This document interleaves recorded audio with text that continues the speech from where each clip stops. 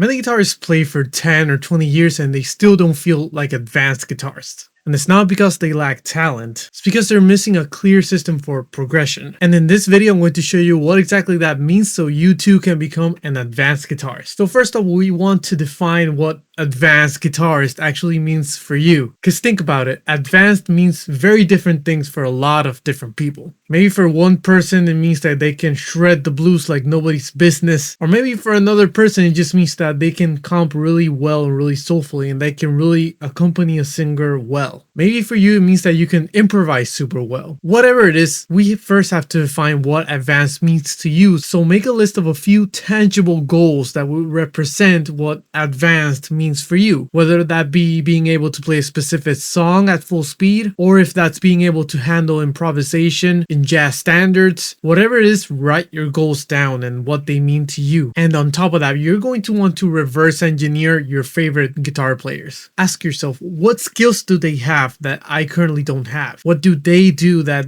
I don't currently do? What things stand out about them? What defines them? What's their signature lick or sound? What defines their signature sound? Maybe you really like the way Eric Johnston does his pentatonic run. Or maybe you admire the way Eric Clapton can just play so soulfully. Or maybe you're like me and you love how Buckethead really shreds and has its own signature sound. Whatever it is, you're going to want to reverse engineer their playing, the people that you admire, because that's what will become part of your musical personality. And make sure these aren't just vague goals, make sure that they're specific achievements. Instead of saying that I want to be better at guitar, try saying that you want to be able to improvise across all the chords of a specific song that you like. Or maybe your goal can be that you want to be able to do alternate picking at 160 BPM. Whatever it is, make sure that they're not just vague goals, make sure that they're specific achievements. Well, now that you've identified where you want to go, we need to ask ourselves, how do we actually get there? There are a few fundamental pillars that will help you get there way faster. For example, you're going to want to focus on fundamental systems of the guitar and music. Learn the case system, learn the triads all across the neck, learn the arpeggios, the scale systems, learn how scales relate to chords, what's the chord scale relationship in whatever you're doing. You're going to want to learn all sorts of different kinds of picking on guitar, like alternate, economy, sweep picking, legato. You're going to want to improve your timing and make sure that you work with a click. You'll want to make sure that your fretboard knowledge is up to snuff. You'll want to know the chords all across the neck. You're going to want to be able to visualize those scales. You're going to need ear training because that's going to help out a lot if you're like figuring anything out by ear.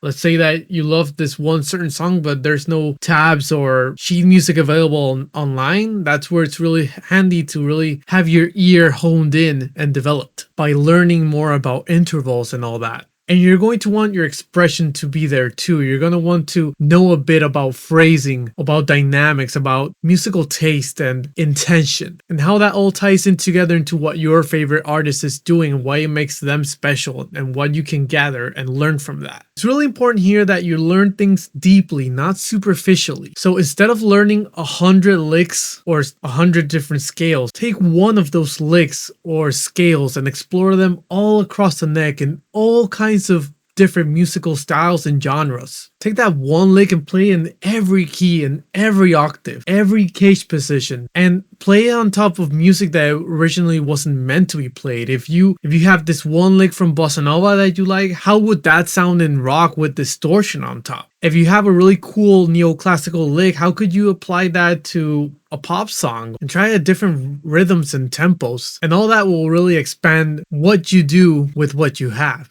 But this begs the question, how do we take all this that we've learned and actually make it stick? How do we make it so we don't forget it? How do we make it so it actually becomes second nature, so it becomes muscle memory and you don't have to think about it when you want to just do it? Well, for me, what really helped me when I was practicing these concepts and all these things in college was practicing every new concept I learned in fun and musical ways. So for example, turn a musical concept into a challenge. Instead of just running the scales up and down the neck, why don't you try composing a song with that scale that you're working on?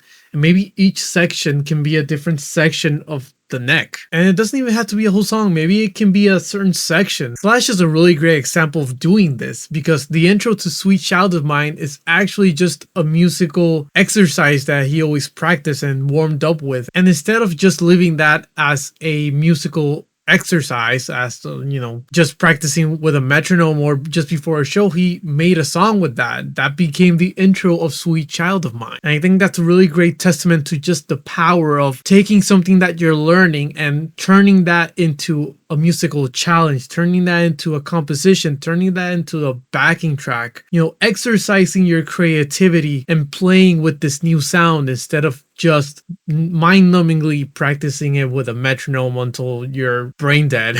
And another really great way to do this is by using constraints to force creativity. So for example, maybe if you're practicing the triads, maybe make a whole song just using triads. If you're practicing a certain string set, like in the K system, maybe compose a whole section just using string sets. Really force yourself to compose and work with whatever you are learning and working on, and just that, nothing more than that. And you'll find that really forces that creativity out of you, because constraints do breed creativity. And there are a few other ways to make practice a bit more engaging, and that's what we want. So for example, you can use backing tracks. Whether that's a backing track that you got online, maybe one of the backing tracks that I did, like the one that I have linked in the description down below if you'd like to check it out. Maybe it could be a backing track that you made yourself. Whatever it is, backing tracks are a really great way to make you feel like you're playing with a band and makes practice that much more engaging. Another great example is just writing with whatever you're practicing, like we said. If you're practicing a concept, then compose a song with that concept that you're working on, with that lick that you're working on, with that signature sound that you're getting from another player. Whatever it is, bake it into your music. And whenever you do all of this, make sure to record yourself. It's not just a lie detector, but it's really cool to see your music and your creativity manifest itself in a physical, tangible way in the form of a recording. It's really, really rewarding, and I really can't recommend that enough. And you'll also be able to hear if you're doing well with the concept or not, if it's working or not, if you're getting better over time, which is what we want. So being able to measure that progress is really important, and recording yourself is the way that you do that. And the classic move is always to play along to songs that you'd like to learn or that you already know, of course. And not just playing the parts themselves how they are, but you can also just jam on top of a song that you like. Who's stopping you from doing that? And a lot of people actually do that. It's a great way to even create content for social media if you're a musician. So it's just really important for you to make practice more engaging in whatever way that you can, in whatever way that's meaningful to you, because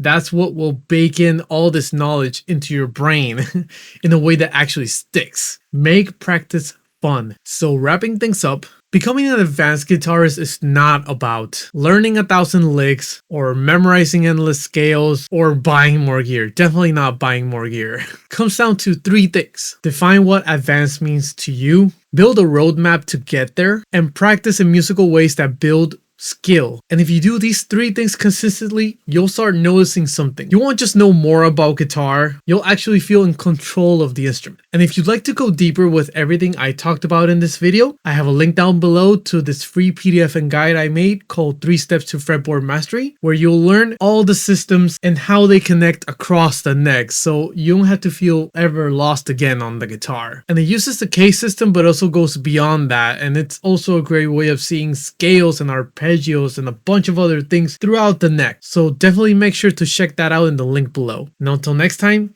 keep practicing.